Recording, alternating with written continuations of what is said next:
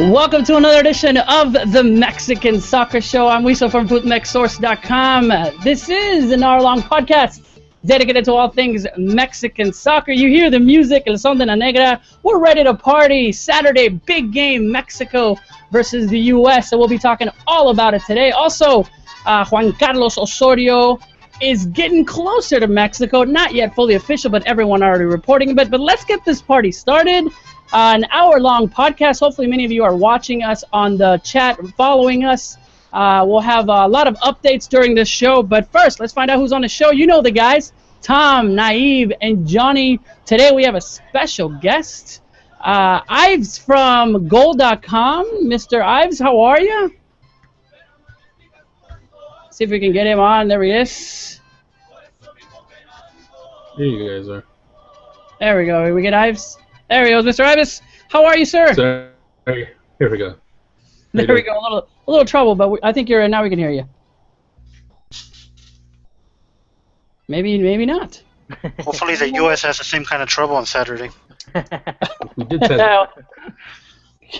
Ives, can you hear us? Oh, I have a little technical difficulty there. But Tom, Naive, and Johnny are on. Hopefully we can get Ives back from SBI Soccer, probably one of the leaders in U.S. soccer, so we'll get his take on it, but hopefully he can come back. But Tom, Naive, how are you guys doing?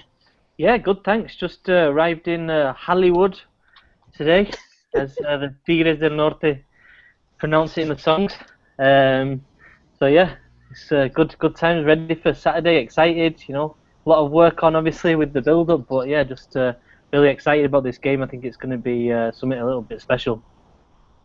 Yeah, I mean, it's the 2015 Gold Cup final that never was. I think this game that will happen next Saturday.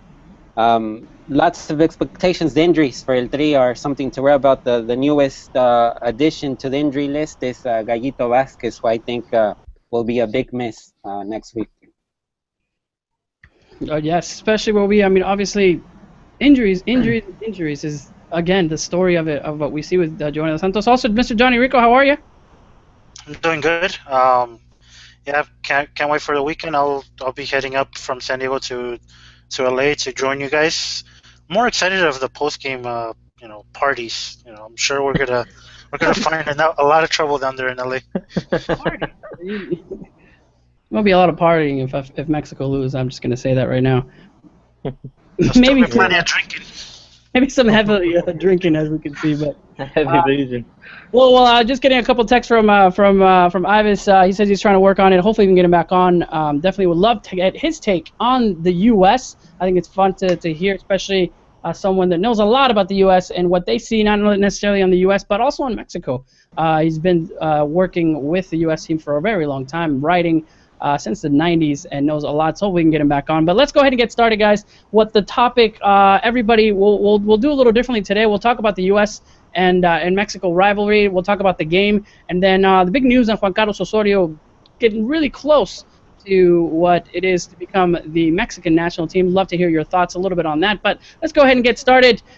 Mexico versus the U.S. on Saturday. As you all can see, as you all know, we've had that in our calendars. To the beginning of the year, we've known that in October there was going to be this playoff game, but hopefully, we would love to be there. We won the Gold Cup, and they gave us that half a ticket in this new format of the Confederations Cup, now needing 2 tickets. But let's go ahead and talk about it and see, obviously what you feel like it. Naive already touched on the injuries with Gallito Vázquez, but I'd love to get your take just on how you're feeling. For me, I'm not seeing the pressure. I don't know if you guys are seeing it, but I'm not seeing the usual build-up to a U.S. game, especially with this magnitude. A Gold Cup final, for example, or a qualifier. Maybe because it's not a qualifier or a Gold Cup final, it's not that much pressure, but I think it's a very, very important game. First question, is there that sense of pressure that we normally see in U.S.-Mexico games? Tom? Yeah, I mean, I think there is. I think it's a bit of a strange one because everybody knows that Tuca Ferretti is kind of just in for these couple of games, and then he's gonna be going. So it's almost like there's not that kind of soap opera about the coach and what's going to happen with them if they lose. On the US side, obviously there's a lot more stability, And I think Landon Donovan was saying today that if the United States lose against Mexico on Saturday, then maybe Klinsmann should go. But I don't think that's realistic. I mean, when Ives comes on, we can ask him, but I don't think it's from what the press reports I've read. I don't think it's realistic that Klinsmann goes. So it's just all about the game. It's all about the rivalry, and both teams aren't coming into it in exactly the best of form. And I think that's another issue. It's not like these two teams are on the top and they're battling each other in a major final. It's like, Mexico's Gold Cup win was, underwhelming. I mean, they won the cup. You can't take that away from them. But it was underwhelming. And then the United States, obviously they've come in off. They lost in the semi-final of the Gold Cup, and they got absolutely hammered by Brazil.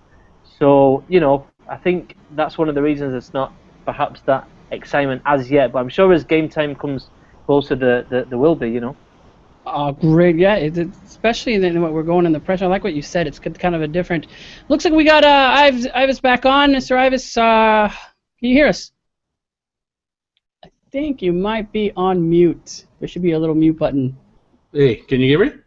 There we go. Hey. All right. Well, thank you for being on, Mr. Ives. Excited for you to be on the show. Finally, getting the perspective of a U.S., obviously a journalist and all.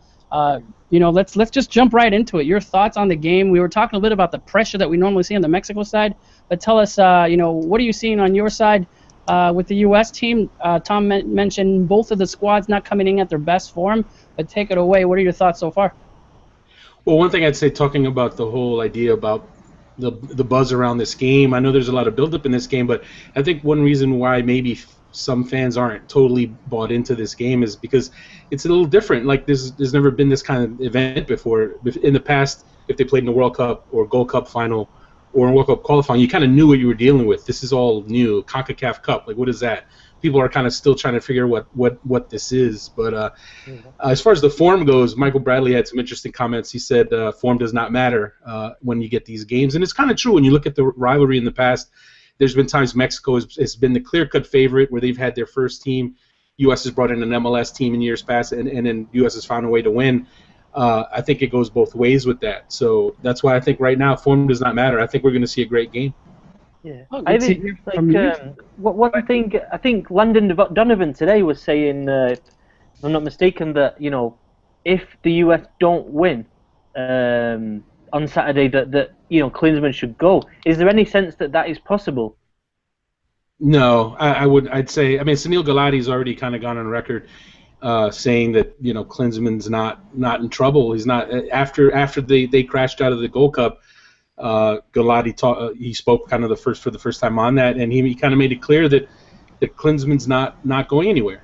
So as much as a lot of fans are pretty unhappy after the Gold Cup, and a lot of even more fans are going to be calling for his head if the U.S. were to lose this game. I don't think he's going anywhere. Definitely not. I don't think this year. Interesting in the fact that a Gold Cup loss, in the way that it's going, and then now another loss in the CONCACAF, that they're still sticking by him. In your sense, do you think more fans want him out than more fans want to keep him? It's always tricky with that, because just because you might hear more chatter from one side or another, it doesn't mean there's more people. It might just mean that group has more vocal kind of people in favor of one way or the other. I think it's pretty. If I had to guess, I think it's pretty down the middle. I think you have your camp that sees him kind of building for the long term, and then you have the camp that looks at the results and says, this isn't good enough. We haven't got the Gold Cup was a disaster. And now, one of Klinsmann's calling cards has been he never loses to Mexico. So if he loses that, then it's kind of another strike against him. Ives, first of all, thanks for being on the show and joining us today. It's interesting. One of the messages that Klinsmann wants to give to this particular team, I think there's more veterans than youngsters in the team, and he kind of says is that they're in their 30s already, so this could actually be their last game with the national team, playing a game of this type of importance. There's a confederations ticket on the line. But do you think this will enable or push the U.S. men's national team to victory, this whole idea of motivating them in this fashion? I think it could help them a little bit. I think they realize that. I talked to Kyle Beckerman today about that, and you know, some of these older guys, they didn't need Klinsmann to say that. They already knew, they already know that the clock's ticking. So you know, you only get so many opportunities like this. So I think there will be some motivation. The rivalry itself is motivation enough, but I do think for some of these older players, they see it not as a goodbye, but as a chance to put it off for a while. Because let's not forget, Klinsmann in the past has had situations where there were older players that it looked like he might push out, and guess what? They come back in. DeMarcus Beasley, a perfect example. Beasley was supposed to be gone by now. Klinsmann had pretty much pushed him out the door to retirement before he realized he didn't have any other left backs, and he had to bring him back in. So I think while there is something to that, I don't know if it necessarily means it's the end of the road for all these guys.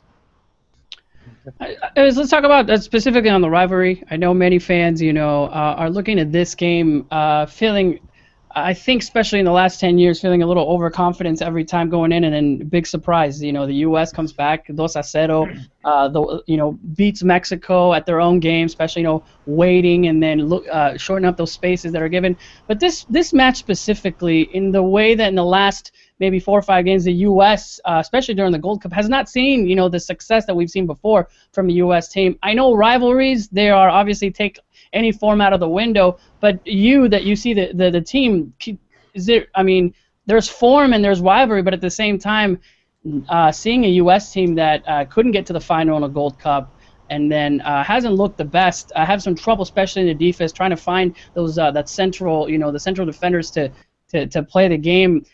Could this be a game where the U.S. it might be a surprise if Mexico does score the 3, the 4-0, or take it all out of the window? It's just a rivalry game. Well, I think if you have to look at this roster, this U.S. roster, and realize it's not the same team that played in the Gold Cup. There were some guys. Obviously, Jermaine Jones is a guy who wasn't there. Josie Altidore was, he came in injured, and then he wasn't fit, and I think now he's in a better place. So I think there's some differences there. Jeff Cameron, another player who he took the summer off, but now he's back, and I think he really has a good chance of starting in this game. So already you're talking about a bunch of guys who could help maybe fill the gaps that were problem areas in the Gold Cup. And that's right now the big question mark, I think, for most U.S. fans is Klinsmann going to be serious about putting what is the consensus best team out there, or is he going to still try a few things? And I think he's going to go with his best team. I think Jeff Cameron, I see him starting. I don't see the Ventura Alvarado experiment continuing, not in this game anyway. And if it does, then yeah, we can talk about a 3-4-0. But I think Klinsmann realizes that, look, I have veterans. I have he has most of his starters from the World Cup, right? So I think that group had enough success that he can put them together now, and it's going to be a group that plays much better than what we saw in the Gold Cup. Yeah. And Ives, I think we've seen in the last couple of Mexico-US games in, San Antonio, although it wasn't kind of obviously it was more of like a C squad for both teams, and then going back to Phoenix, the last time they played, where US were 2 up at half-time and then Mexico came back. I think in those 2 games, I think the US had been a bit more kind of open in the play compared to going back a few games before that under Klinsmann, and especially that game in the Azteca where the US won. First ever time that they won on Mexican soil.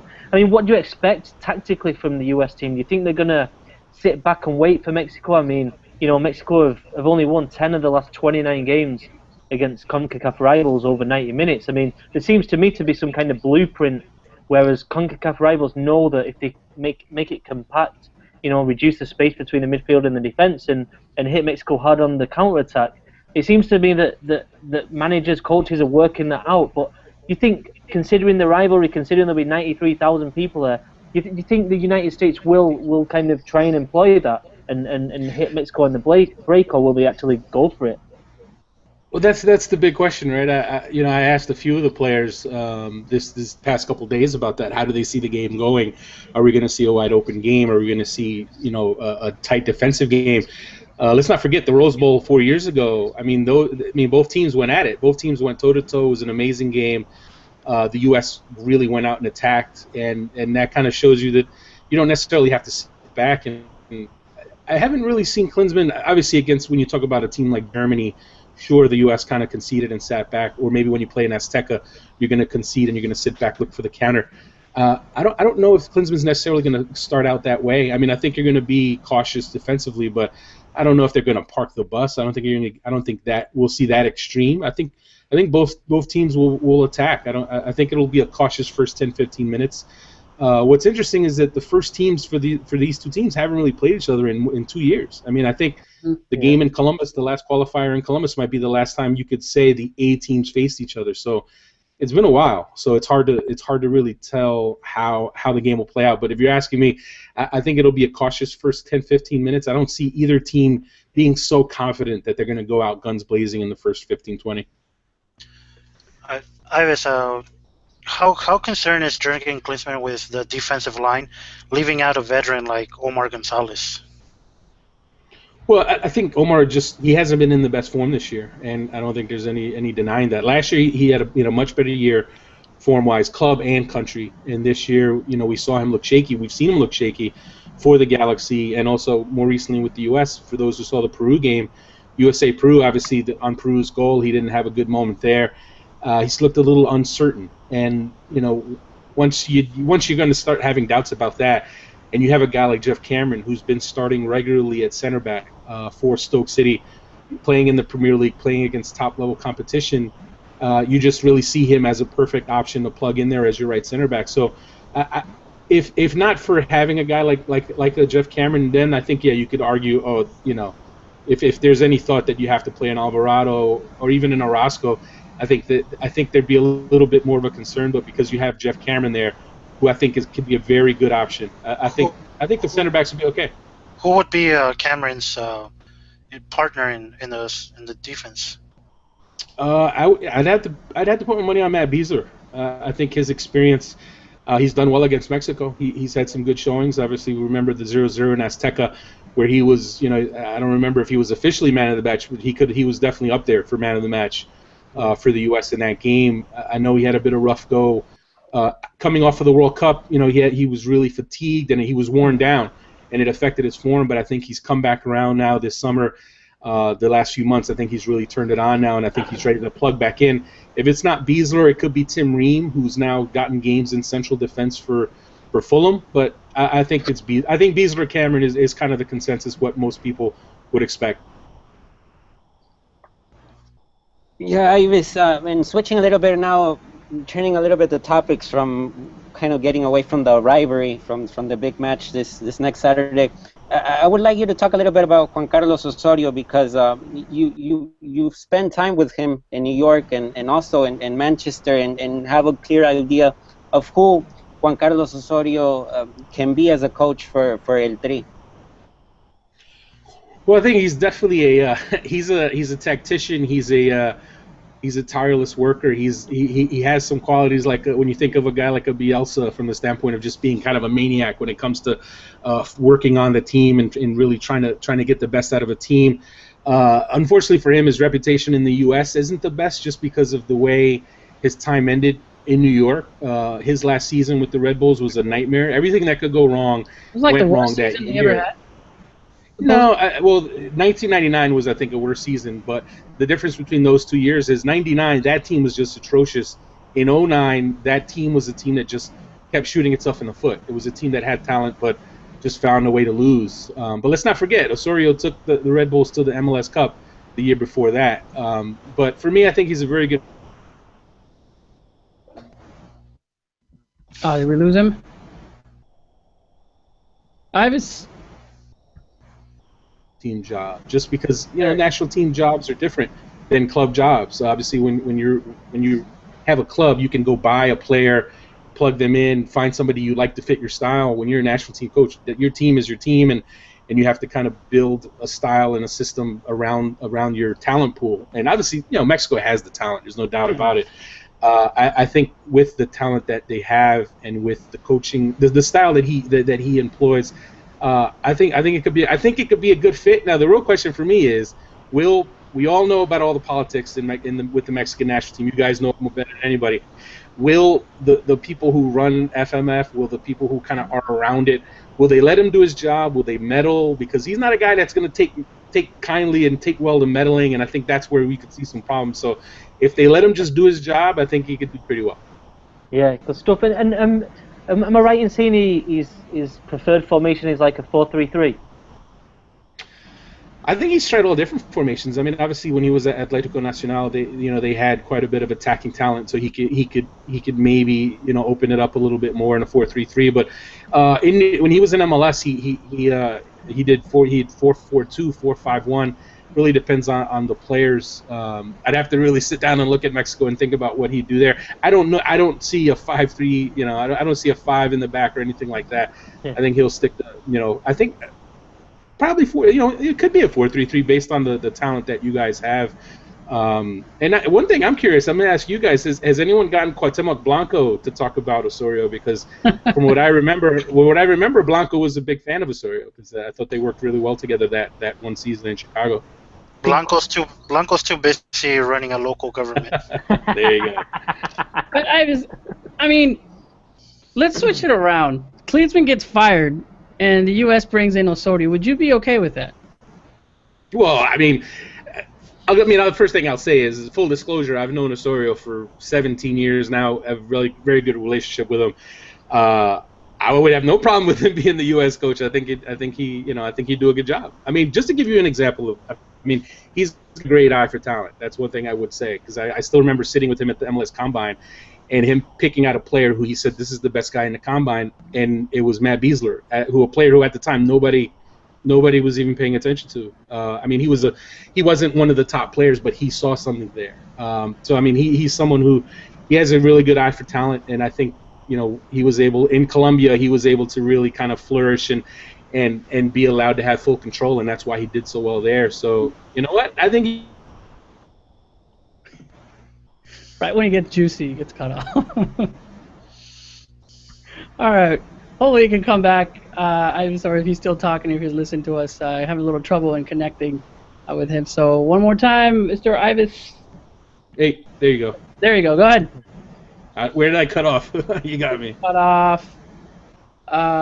Colombia giving him time and right. Well, when he was in Colombia, he was given the freedom to just run the team and build the team, and he did an excellent job there. And he seemed to do well at Sao Paulo as well, under some unique circumstances. I mean, he got there and just from what I heard, it sounded like it was a little bit of a bait and switch with Sao Paulo, where he gets there and it's like, hey, welcome to the club. By the way, we're going to sell your 3 best players. Yeah. We don't know who you're going to have. So that was, and he still managed to kind of fight through that. And as we also, anyone who followed him there when he first got there, he's not shy about letting people know if he's not happy. So I can tell you right now, if he's not happy with how things are being run, or if there's battling going on, he'll be the first guy in a press conference to just speak his mind. So we'll see. Now that interaction with the media, how does Osorio perform under pressure? Because of course the Mexican fans are, a lot of them are going to be disillusionized that Bielsa's not coming and they're getting Osorio instead of Bielsa. So he's already starting off in the wrong foot there. So the pressure on him is going to be really intense if he's to lose even the first game. How does a guy like Osorio react under that kind of pressure? Well, I think it's been good training for him being in Sao Paulo. The Brazilian league and Brazilian soccer, there's definitely pressure there in terms of just the passionate fans and the pressure, especially a club like Sao Paulo to perform. So I think that was a good start, a good prep for him. Not to say that Nacional didn't have its own pressure. I think that's been a good experience for him. I remember in 2009 him dealing with the Red Bulls, and like I said, that year everything that could go wrong went wrong, and it wore him down by the end. But again, we're talking about an entire season of a team finding ways to lose, and he definitely got a little stir crazy towards the end, and he ended up resigning, although it was pretty much a mutual thing where they just agreed to part ways. But I think he's developed a bit of a tougher skin now that he's had so many years under his belt.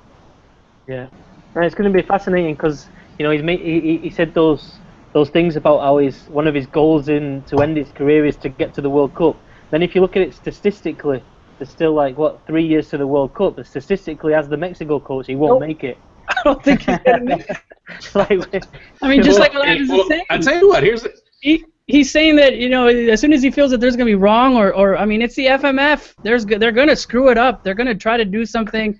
As far as contracts, Ives, I mean, do you see him making videos, making, Movistar with Molotov there, and all this, like, Gillette and all these promotional videos being on Sabadazo that they want him to do? He's not going to want to do that.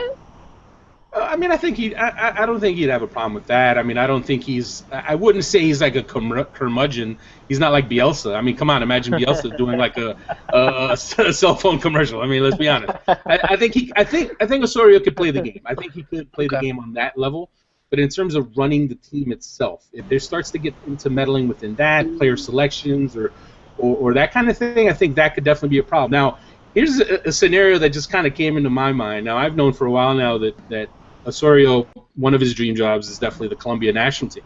Yeah. Now, if anything happens with the Colombia national team, and let's just say he does well in Mexico, and Colombia comes calling, I mean, I could see him ending up in Colombia. I mean, obviously, can we just switch? Yeah, that'd be a trade. That'd be a good trade. Yeah, no, I don't know. So, yeah. But you do make a good point, though. If you look at his career, I know he had a decent length stint at Atlético Nacional, but he hasn't really been a guy who lasts long time at any of his stops. Obviously, at Man City, he put in a good number of years. Yeah. But after that, he's bounced around quite a bit, and he's a bit of a rolling stone in that regard. And coaches like that I think coaches like that are so intense into their jobs, and let me tell you, he is a workaholic. I mean, he is a guy who will, put in the crazy hours, and that's why I'm curious to see how the national team job will fit him, because as you guys know, it's different. It's not, day to day, week to week like a club job. So I'm interested to see how he handles that. Well, probably. I mean, I just thank you so much for, especially the Osorio. I think we were coming in to ask a couple questions about the U.S. and we went in. Especially, there's not that many people know a lot about him. That can no, and he's especially. Well, I mean, I could talk about him all day. I got to tell you. I mean, he's got a crazy story, an interesting story. How he's come through the ranks. I mean, he started out as, from what I remember, he started out translating for Carlos Llamosa, helping Llamosa get his first professional contract, circa 17, 18 years ago, and here he is now, on the doorstep of coaching Mexico. It's pretty crazy. Wow. We definitely got to get you back on and continue the Juan Carlos Osorio, especially if it comes through. But we'll do that. We'll go ahead and, Ives, I mean, we have you on, and the game's on Saturday. You're already there. You're talking to the players. Before we ask for a prediction, on your side, how do you see the Mexican team? You're seeing that. How do you see the Mexican team, especially to the fans that are watching as a U.S. journalist? On what you saw Mexico against Argentina, what you saw in the Gold Cup, what are you expecting from them? Well, I think Mexico is a good team. I think the talent, there's no denying the number of players that they have now playing at a higher level, and you always wonder how that translates to the Mexican team, though, because we've seen it in the past where you've had a Mexican team where a lot of players are in form, they're playing well, but then they get together and they just don't do it together, and that's kind of the big question mark with Mexico, right? Because if you look at it on paper and the way these guys are all playing right now, I mean, they should beat the U.S., handle it, but that's never how it plays out, and that's why making a prediction is so crazy. If you ask me who's the favorite, I'd say Mexico's a clear-cut favorite, no doubt about it. I don't think you can find or should find a betting house anywhere that would have the U.S. as the favorite. Having said that, that doesn't mean they're going to win. I think this U.S. team, now that it's come together and they've avoided any injuries, because they're not a team that has a ton of depth, they're healthy. I think they absolutely have a chance to win that game. But if Mexico, with the players they have, the Porto players and the experiences that they're getting there, Chicharito getting playing time, Vela, you got Vela in the fold now after that whole soap opera, there's no reason Mexico should not win this game, but it's the rivalry, and we've seen how it's happened in the past. So I'm not going to pick Mexico. I think I'll have to still pick the U.S., but I can see Mexico winning. I can see Mexico. Well, there you go. Great prediction, Ives. Thank you so much for jumping on with us. Much. Definitely appreciate taking the time, especially with the Osorio. I think there's not that many people that know, and I think all of us in the Mexican either media and fans are trying to find ways to get something out, but we'll definitely have to get you back on when it becomes official to give us a little more of that feedback. Guys, any last question for Mr. Ives? One question that I still have in my mind about the game, Ives. Can we say that if Michael Bradley doesn't have a good game on Saturday, the U.S. men's national team's chances decrease in getting the win? Is he that vital of a player? Oh, no question. I mean, I think he's a driving force on that team. But here's the problem for Mexico. When it comes to games against Mexico and big games against Mexico, he tends to bring his A game. So I think he gets up for those games. And obviously we've seen it in the past with the goals that he's scored and the performances that he's had. I have zero doubt that he's going to come to play. If you're asking me what's going to kind of be the key for the U.S. is going to be how their defense plays together. Mm-hmm. If their defense can play together and have some cohesion, because we're talking about a group that if it is Beasley, Beasler, Cameron, and Fabian Johnson, they haven't had a ton of games. They haven't had any games together recently. So that's the big question mark. How will a group of guys who haven't really played together, how are they going to play as a unit against a forward line like Vela and Chicharito, against whether Hector Herrera, Chuletita, any of these guys? That's the question. Because if they can come together and put in a strong 90, the U.S. can absolutely win. If not, then Mexico could cause serious problems. All right. One last one. A guy like Donovan usually makes these games a little more interesting. Is there anybody right now for the U.S.? Nah, there's no. Well, he's still making it interesting. He's still talking. Right. In the games, on what he brings in, maybe Bradley kind of before the game, but usually was that one player that you would love to hate, especially an amazing player like that, Donovan. But you can ask, I'm sure, every Mexican fan in the last 10 years is they're glad that a type like a Donovan's not playing in there. But sometimes that extra getting under your skin, I think it always affected Mexico. Those players, especially when before the game and what you've done. So, you think maybe Bradley or is that type of player now kind of bringing up that rivalry a little bit more? I've seen him before in tweeting, that picture and stuff like that. Right. I think Michael Bradley plays it pretty straight. I had a chance to talk to him yesterday, and he, he did have some spicy comments about the Gold Cup in 2011. I think he was a little upset at the idea that people think the U.S. played a terrible game. He feels the U.S. played a good game. It's just Mexico made a few more plays. Mm-hmm. I don't think there's any players who are going to give any bulletin board material or anything like that. I think they're all pretty polished. That's the one thing about having a veteran team is that these guys all kind of know not to stir the pot. Whereas Landon Donovan was a little different because he came in stirring the pot. He came in 20-year-old at the World Cup. I still remember in South Korea, his first press conference that he did, and he gave away the starting lineup. He just speaks his mind. So there's no one really like that right now. I think if anyone's going to be sending messages, it'll be maybe a Jermaine Jones at the beginning of the game, with Guardado testing out that ankle, something like that. But in terms of pregame trash talk, I don't think we're going to see much. Who's going to do the trash talking? Who is? Who? Wait, who's going to do the trash talking? Ventura Alvarado. Is that what he said? I don't know. Against the team, you'd be confident. Rewind. Wait, rewind. I think who's going to do the trash talking? It's going to be Jurgen Klinsmann. That's who's going to do the trash talking. Okay. Well, and it won't be normal trash talking because it'll just be him being Jurgen Klinsmann, confident Jurgen. He's never lost against Mexico, and although he'll never really kind of address it directly, I'm sure that gives him a little kind of confidence that, it's how he says it. I've never lost as a player and as a. Yeah. Well, that's the thing. If you had that kind of track record, I think you'd bring it up too. You know what I mean? So he's I don't know what's going to happen if they lose because it'll be a new experience for him. I don't know if he'll be able to handle it. Wow. Well, thank you so much, Ives. We'll see you out there. We'll be there. I know Tom and Johnny and Cesar is not on the show. Are coming in the next couple of days, so definitely get together like always. And if you don't see Ives right now, but he's wearing his. That's right here. There it is. If you can get his official. Every time we see each other, he always brings this shirt. Says, "Hey, this is for you." It was either this or Jared Borghetti throwback jersey, but I left that home. See if we can get it. I don't think we can get it on for some reason. There's some kind of... There it is. There it is. Now show it. LA There it Aztecs, is. baby. There it is. There it is. I said it was either this or my Jared Borghetti throwback, but I left that home. So there you go. All right, Ives, thanks so much. We'll see you in LA. Thank you very much. Thanks for having me, guys. All right, guys. Well, let's go ahead and let's analyze. Interesting stuff.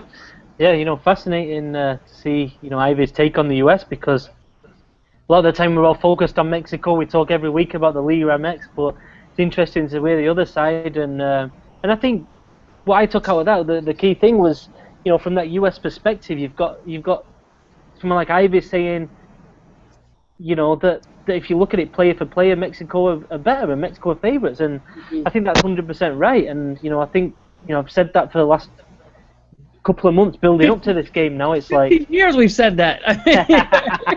I mean, I don't think I remember a game where I go, oh man, this U.S. team, player by player, is better than the Mexico team. And maybe because I'm a Mexico fan, but I would agree with that all around. That, you know, it's obviously rivalry is a little different.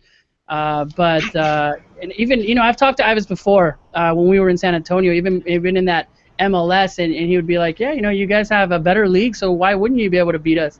And then the U.S. does, you know. Yeah. No, yeah, it's a problem Mexico has, and Mexico all pretty much always take the game to the U.S. as well. I mean, they're always on the front foot. They always. I don't think that's going to happen this time. I think Mexico might be the team to sit back a little in this game. You know, I was thinking about that with Tuca. You know, you look who the coach is. It's Tuca. Yeah, I was thinking that with Tuca. Would he bring up? Yeah. I think I can see Mexico sitting back the first 20, 30 minutes, trying to look for a counterattack. You know, good old Tuca style. And especially if Mexico get an early goal, you're definitely going to see Mexico sit back. Oh yeah, no. If they get a 1-0 win, they go 1-0 up, it'll. But I think when we look the whole picture of things, one of the main problems with Mexico is just the switch of coaches. I mean, right now it's an interim coach.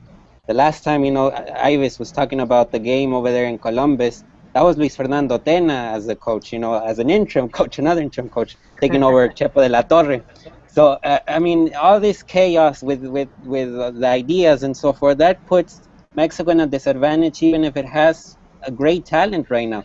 And right now, you know, there's definitely more three players playing in Champions League. They only have one U.S. men's national team player playing Champions League, and that's Johnson, the right back, if I'm not mistaken. And El Tri has Raúl Jiménez, Chicharito, Tecatito, Layún, who I think has just exponentially grown a lot in the last weeks or so. And I think that's one of the things when we talk about talent. But the problem is the coach, different ideas. And right now, you know, the injury, the Gallito injury, in my opinion, kind of changes the way to look at this game, I think. You know, with the whole change of the coaches, Saturday will be the day that it will be confirmed if it was just a completely big mistake to fire Piojo Herrera. It was a big mistake. I think it's a huge mistake, but Saturday. Wait. Let me come back. I think it wasn't a mistake. I guess you had to fire him for what he did, you know. But no, I think an economic fine would have sufficed. No, this is I wanted Piojo to stay. No, I mean I was finding ways for him to stay, but he had to. I mean, he punched somebody. We already went over this. He punched somebody. You can't just punch someone and then go off and crazy. No. That wasn't a punch. It was a slap. No, it was. You didn't see it. No one saw it. Like, no one saw it. No one saw it. So you can't say it was a punch either. No one. But you know who saw it? You know who saw the whole FMF? Anyways, let's not go back on the Piojo thing. But no, it was a mistake that he punched. Because I really think that I wanted to see Piojo go all the way. I really did, and what he has. But as far as the game, you mentioned it. You know, Gallito Vázquez. Now also Gio Dos Santos. With Naive, you said something interesting on your Twitter. You know, Gio Dos Santos missing the game. Nah. I think when you see the deal, I think the Argentina games changed the panorama, because I think Raúl Jiménez and Chicharito did well. And then you think about it, Carlos Vela's not at his best level right now. You know, I don't think he's a starter. He's getting chubby. And he's getting chubby, as you say, Wilson. and then you have Tecatito, who's scoring goals every weekend, and he's not even a sure starter at the moment. So Giovanni was basically like a third option off the bench, because then you have Aquino, also as a possibility, and that's what I see right now. I mean, it's not a big miss. The big miss, and I sound like a broken recorder today, but it is Gallito, I think. I think the big miss is Giovanni Dos Santos, and I think it's more than just an injury. I think this injury's made up by. Yeah. Because I don't think Tuca wanted to call him. I don't think the federation wanted Tuca to call him. So I think where's our sound effect? An injury was made up, so reporters wouldn't. And you really think the LA Galaxy will go with it? The LA Galaxy are thrilled that he's not with the Mexico-U.S. game. The LA Galaxy were probably the first ones to say yes, please. Nope, that's not it either. Because it hasn't been officially, right? It's not been official. The FMF says 3 weeks, no? The FMF says that he will be out 3 weeks. Now, when has the Galaxy said anything about their player being injured? I think the Galaxy was the one that brought it up in a press conference or something. To me, this whole injury is made up, so we wouldn't be asking why didn't Tuca call Giovanni Dos Santos for the most important game that Mexico has had since the World Cup.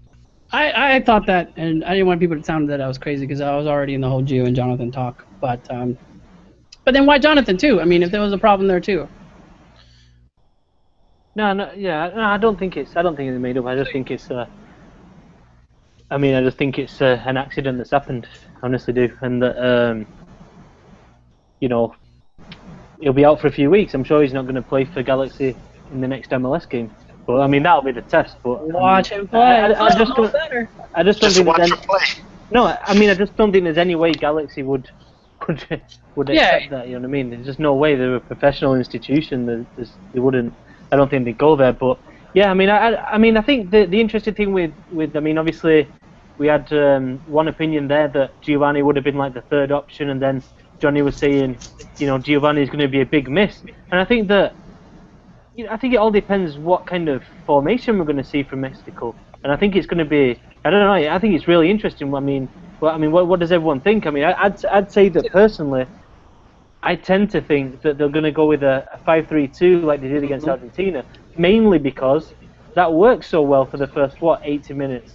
But I don't know. I think now Tuca's got a full week of work. He might even throw something else out there, and you look at the Mexican squad. You've got. Quite a lot of wingers as well, and I'm wondering, how's that going to fit in? Is it going to be a 4-4-2, maybe even a 4-3-3? 4-2-3-1. Two holding midfielders. Have we seen Gallito be successful? Have you seen the team be successful with Gallito in a 5-3-2? The Gold Cup. Yeah. When the Gold Cup final, was it a 5-3-2 against Jamaica? Yeah. Because it was Dueñas, Jonathan, and Guardado, wasn't it? Jamaica. Yeah. Dueñas came off the bench, though, did he? Jonathan could. He started. Jonathan Dos Santos could play in that spot. No. Not well. You know what? He could play that spot. I don't think as well as Gallito. I've seen it. In the important games, Gallito and 10 others in the very important games that we have. And I think this was one of them. I think it's a huge loss, especially in the middle. I think the 5-3-2 will work if Rafa Marquez is healthy, and I do put as defensive mid Jonathan instead of Gallito. And I know there's differences there, but I think it's the game. If you compare Argentina game to the U.S. men's national team, it's gonna be different. Argentina very different. No space. And Gallito was good because there was a lot of talented midfielders, and then you had a heck of a star-studded forwards with Argentina. Here. It's totally different. I think Mexico needs the ball, needs to have possession of the ball all the time and lead the attack. And I think Jonathan will be a perfect fit. But I do see if Rafa Marquez is not healthy, then there has to be a 4-2-3-1 or a 4-4-2 like Tom was saying. Yeah. Well, you're saying that. Think about the mid. Think about what Marquez does in that 5-3-2. If Marquez isn't okay, and he sees it in the first half. Guardado's not okay with the knock on his ankle, and Gallito's not there. Forget that 5-3-2. I just say that's the whole. That whole midfield. Bradley coming in with his talent is going to see that, and I think that's the only place where I'm a little bit worried. No, yeah, I know it's Hector Herrera's talents are going forward, but if need be, Hector Herrera could drop back a few I yards think we've seen that before. and He help. cannot do it. I don't think they were that successful. They Okay, could play, yes, but I know he doesn't shine there, but between Jonathan Dos Santos and Hector Herrera, I I'd think they rather can have figure Güemes. out the midfield. I would rather have Güemes, no? Yeah, Güemes is there in the roster. He can. Yeah. If Guardado's not fit to go, Güemes can step in, and that frees up Jonathan to push up a little. Yeah, I think if you play Jonathan Dos Santos in the holding role, I think he's better in possession than Gallito. I mean, I really do. He's a brilliant passer of the ball, but I think he offers you less defensively. And if you're up against Michael Bradley, who we've talked about in this show, who is the absolute key for the US men's national team, and you have him floating around, then I don't know if I'd trust Jonathan Dos Santos to be kind of marking him and picking him up, and it'd be between him and Rafa Marquez to step up and kind of shut Bradley's threat out. But I don't know. But what I would say, if you play like two holding midfielders, then you can play Jonathan and Güemes, and then in front, it gives you options, and I think. I mean, we've seen It's a Tuca's 4-4-2. possibility. It was just pelotazos. It didn't work. I mean, Trinidad and Tobago. Yeah, I don't think there's a big need for two holding midfielders because I don't see the U.S. just dominating possession there in the middle. That's not the U.S. game style. So I think two holding midfielders would be, kind of much. I guess that's a mystery on what the formation is going to be against the U.S. team. Up front, let's talk about who won. Tuca will have up front. Naib, we're talking about how it worked well against Argentina. You think he'll repeat? I mean, I personally think it should be if he's going to go with for example 4-4-2 or something around that area. Right now, the two best forwards, in my opinion, are Tecatito and Chicharito. And we have to fit in him somehow, Tecatito, because I think out of all the forwards, he's actually the one in most form. Better than Raúl, better than Chicharito, and better than Vela. Because Vela is just not the Vela that was a year and a half ago. He's really off at the moment. And I think ways to incorporating Tecatito would be ideal. Because in the game against Argentina, what Raúl Jiménez and Chicharito did well was kind of pressuring the center backs as they took the ball out, Mascherano and Otamendi. That could actually work against the U.S. as well. So it all depends on how Tuca sees Tecatito, because Tecatito was not in the September friendlies. Yeah, it's an interesting one with Tecatito. I tend to think he's not going to start.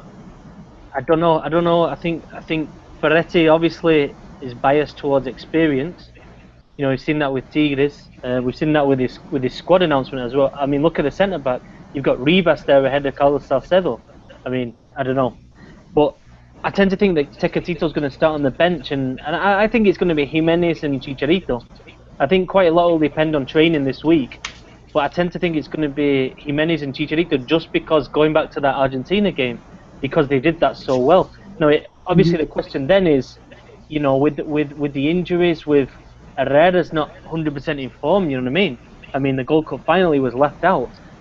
Could you drop Tecatito back and play him in that midfield role? I mean, he played that in his debut against the Netherlands, and he did, very well. But I don't know. I tend to think that Ferretti, being a little bit more conservative, will keep Tecatito on the bench, and if 30 minutes left, throw him in there. I think starting strikers are going to be Chicharito and Vela, with Raúl Jiménez coming off the bench. Minute 60. Yeah. What about Tecatito, Johnny? Yeah, I tend to agree with Tom there. I think Tecatito will come off the bench late in the second half. Tuca Ferretti, doesn't trust youngsters as much as he should. I'm with you guys on that. I think he's going to take experience up front, especially the European experience, especially that they played against the game. So I don't think Raúl or Tecatito will be starting, and we'll go with Chicharito and Vela, and then make the changes there. See how they are. I think you have to take the leadership. If Vela was a captain for one of his games, I think he's going to start regardless if he's not in form or not. In what he does during practice, Tuca's fond of him. Just like we saw that. So And then obviously Chicharito being there, that's someone that has to be there that is actually playing, at least maybe not scoring, but yeah. Yeah. So that's how I'm feeling on that. Goalkeeper? Should be Ochoa. Oh my god. Alright. Can you mute Johnny for a minute? I think it's gonna be Moy. Moises? Naive? I got Moises as well. Yeah, I'd go for Talavera, but I think it's going to be Munoz. I Yeah. really do.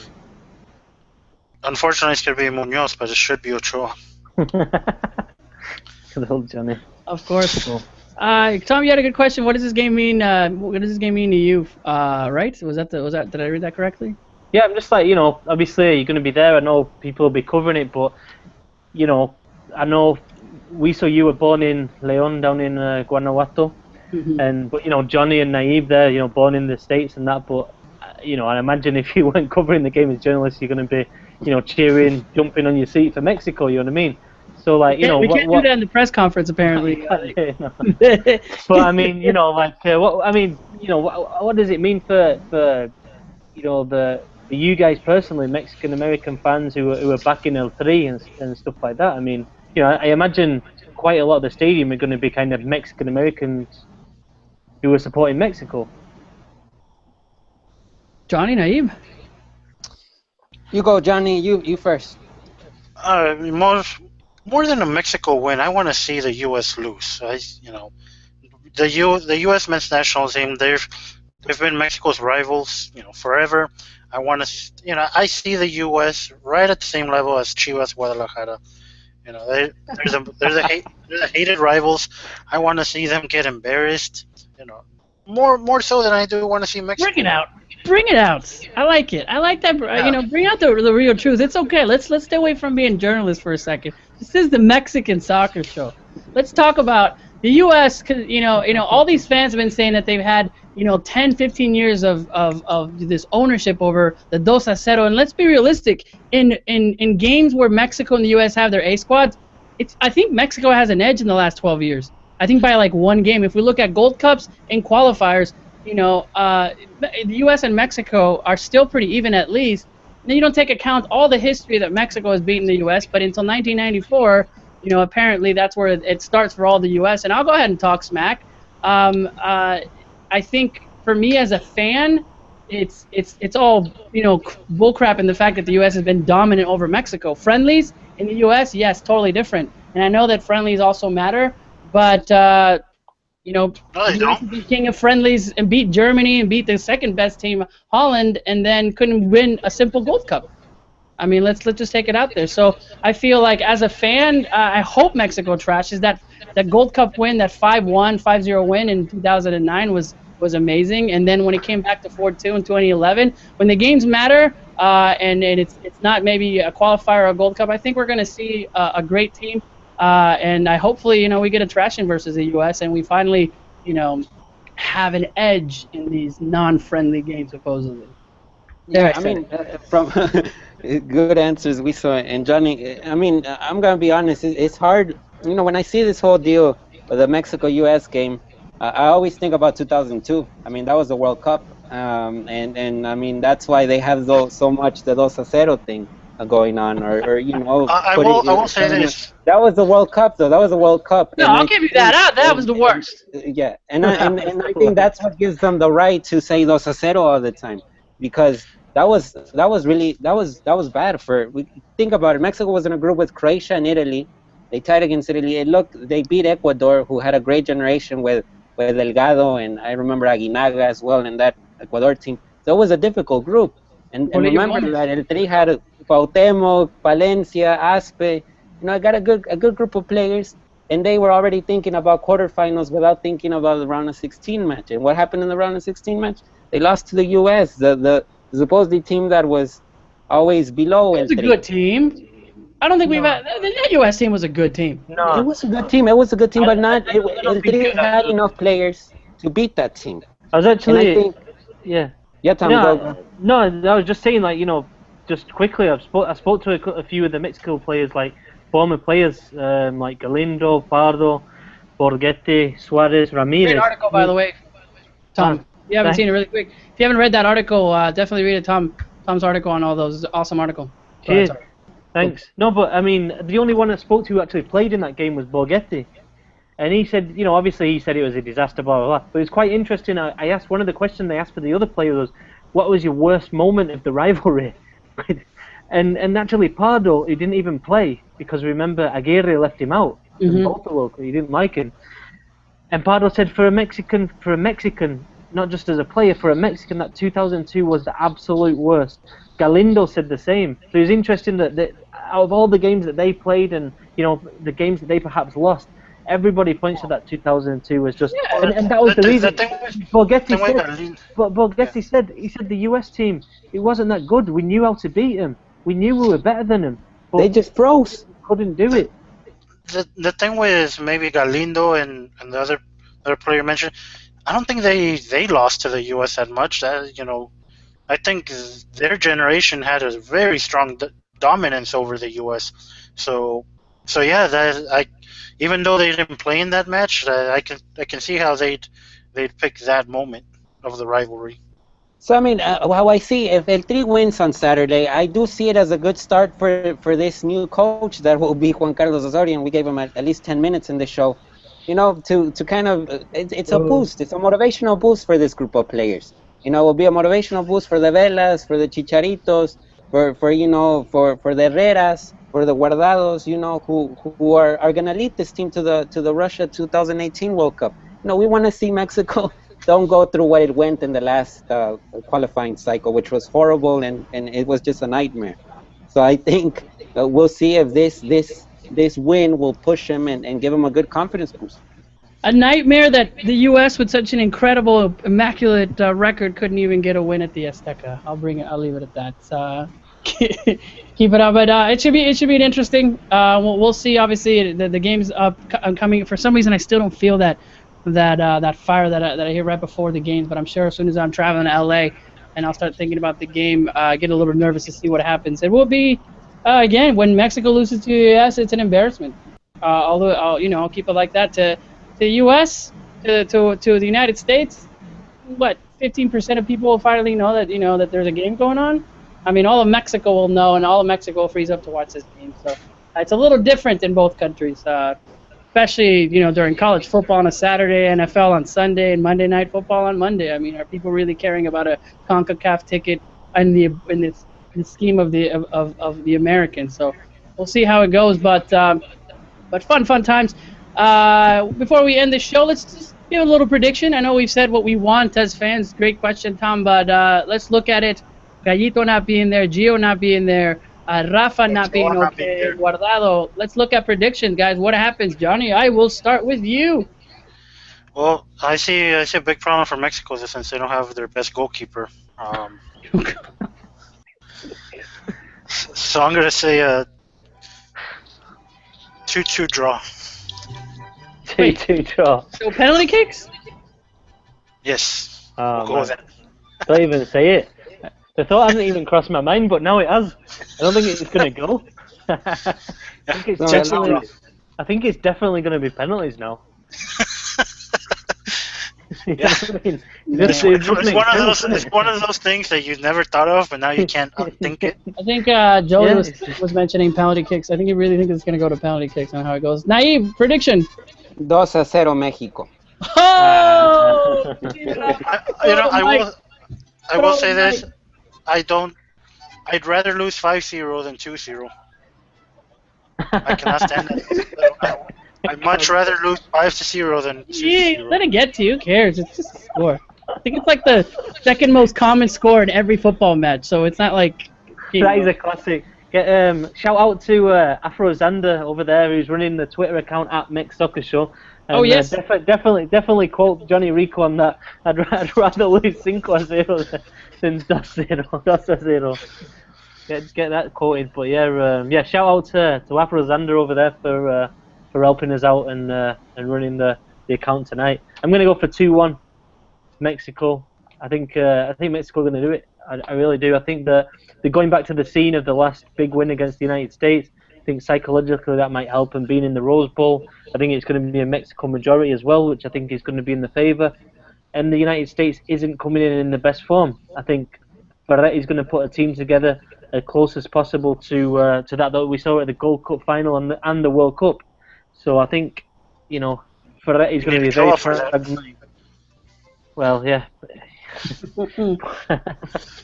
For me, but, I'm going 2-1 Mexico. 2-1 Mexico. I'm gonna go. I'm gonna go with 1-0 Mexico. I think it's gonna be. I think Mexico is gonna score in the first half and make it really difficult for the U.S. Kind of Tuca style, and 1-0 Mexico wins. It'll be exciting in the last 10-15 minutes when U.S. was pressured to score, and kind of what happened to them with Jamaica. That's what my prediction is. Not so many goals, but I think it's going to be an intense game. And then we'll go ahead and go to Tom's room. And Tom, looks like you got Patron back there. A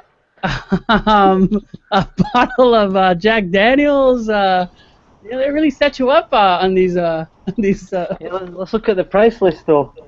It's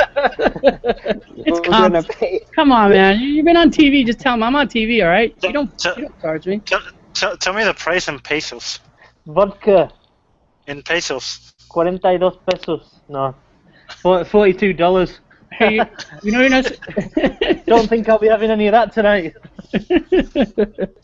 All right, guys. Well, this has been a great show. Thank you for all on the chat. Adam Serrano, Ivan, Marco Medina, Mr. Joey, Pancho Villa's Armies was there, Luis Rodriguez, lots of you that are making the drive, Alex M, Albert Campa, so all of you guys that have been on the chat, always fun listening to you guys reading. I always go back and read the comments and just crack up on what happens on this chat. But Tom, Naive, and Johnny, I know Johnny and Tom will get to see each other here coming up in a couple days in Los Angeles.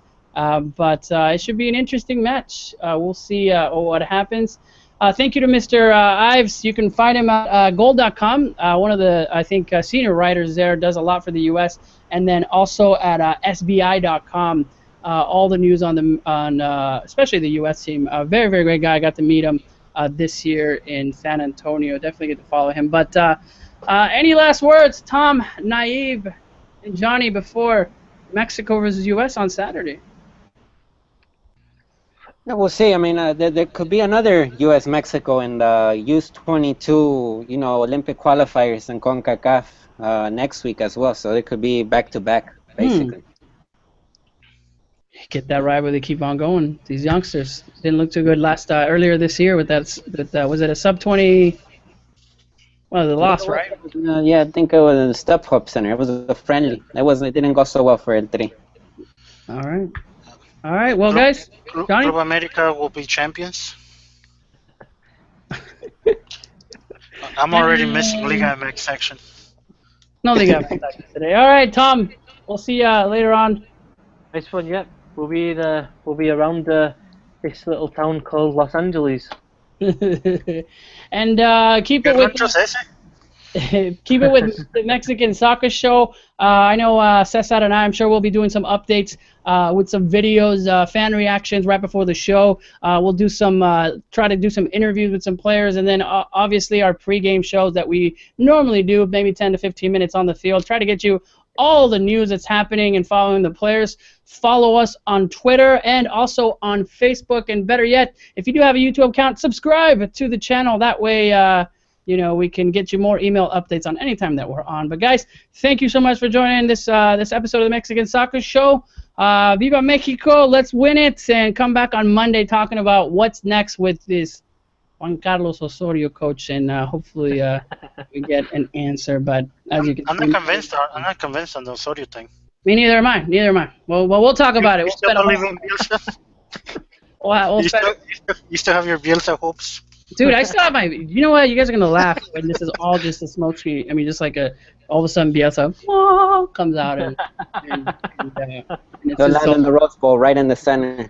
Orozco becomes his auxiliar. It's all it's like it's Orozco and Bielsa, and man, everyone's out there. But we'll see what happens. All right, guys. Started in an hour. Thank you so much, and we'll see you guys next Monday. Talk to you soon.